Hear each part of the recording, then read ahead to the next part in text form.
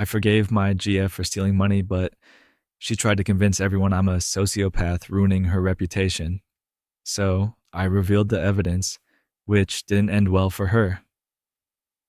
Money, but she tried to convince everyone that I was a sociopath, ruining her reputation. I revealed the evidence, but it didn't work well for her. I'm a senior at a sizable state university.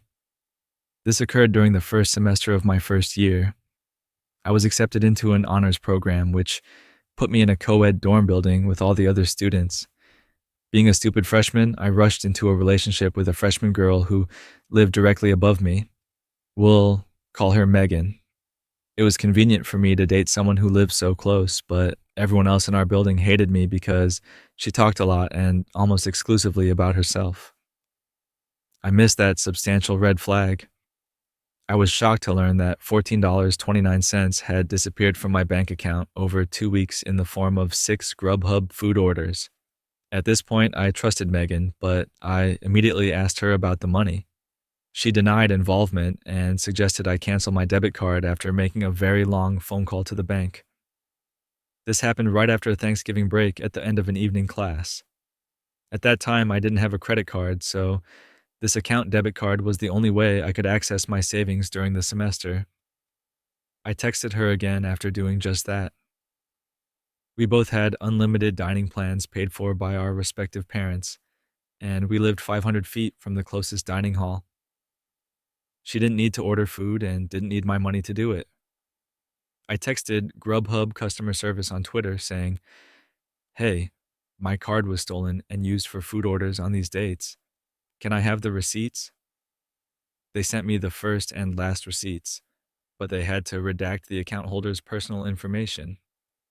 I say redact because they used the Snapchat drop draw tool, and Megan's name was still clearly visible on both receipts.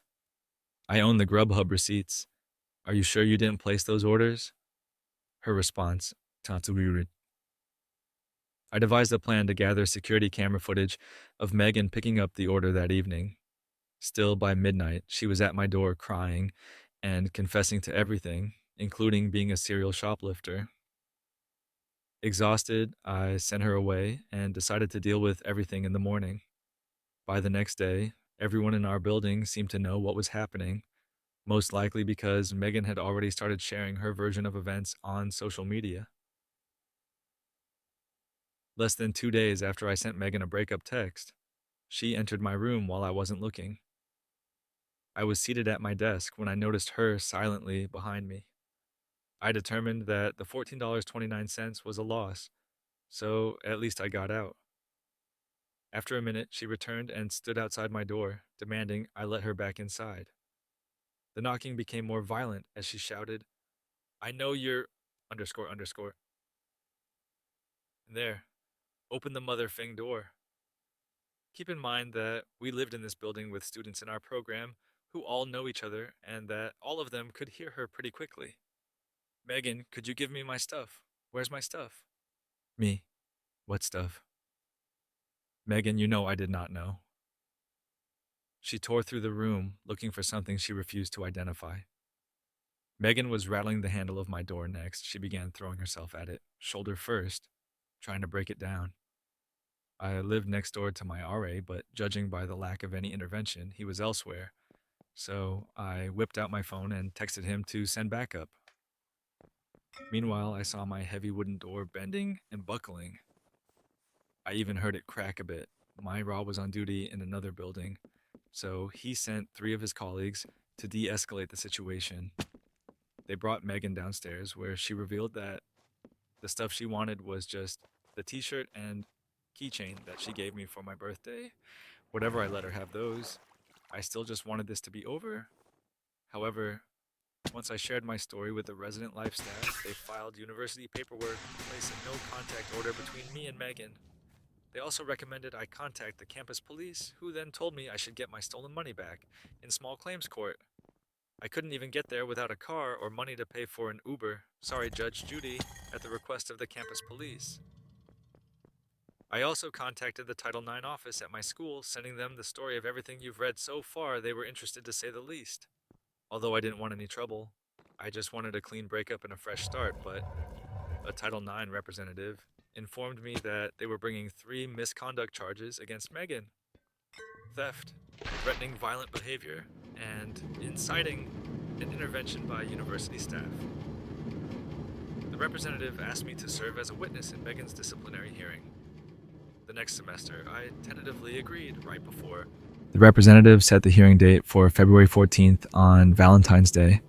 I thought it was a joke, but they really did that. When the day of the hearing finally arrived, the no contact order was still in effect, but a few of my friends had kept tabs on Megan. For starters, she failed all of her classes in the fall. Someone in my math course confessed that Megan had tried to sleep with him while she was dating me, and he had to repeatedly tell her no. Even worse, when I learned that Megan had moved on to a new boyfriend, it made me feel good to know that the V-Day disciplinary hearing had ruined any plans my friends may have had for the evening. I arrived at the disciplinary board office alone, not knowing what to expect because the board was made up of graduate students and, unlike me, the hearing was supposed to go late into the night. As you'll soon learn, this wasn't even a genuine courtroom, and Megan didn't come alone.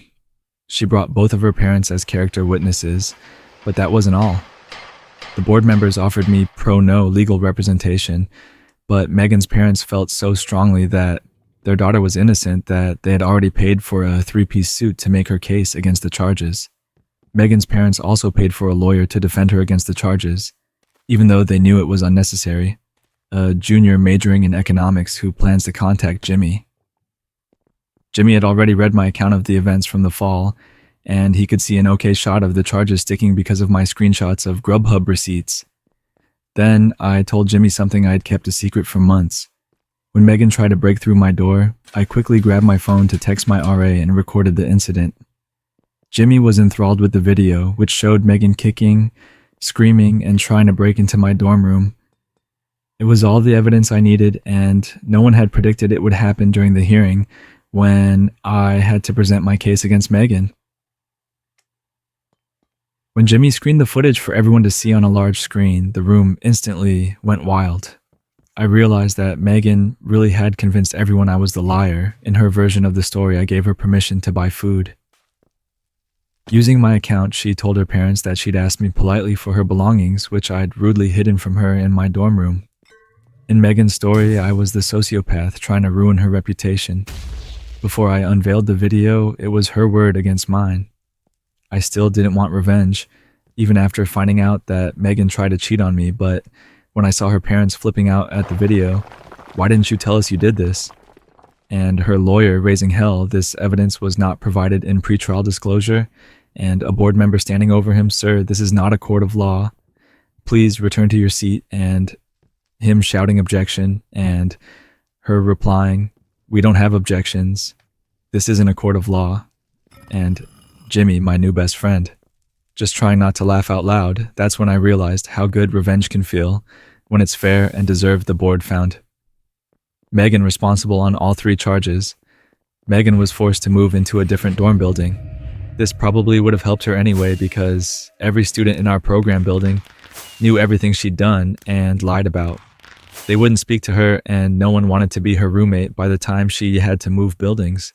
She'd already failed all of her courses again, having paid for her tuition, her unused dining plan, her lawyer, and her restitution. My side of the bench recommended the university terminate her housing contract and force her to pay restitution. Her side only recommended restitution and a reprimand. The board compromised. Her family paid back the majority of the money she stole. When did Megan's parents ultimately take her out of school? Where have they been since? I have learned that Megan has returned to school part-time, but I never saw her again because the no contact order is still in effect. Jimmy and I are now Facebook friends, and I have connected with Megan on LinkedIn. As for me, I don't date rather pushy people.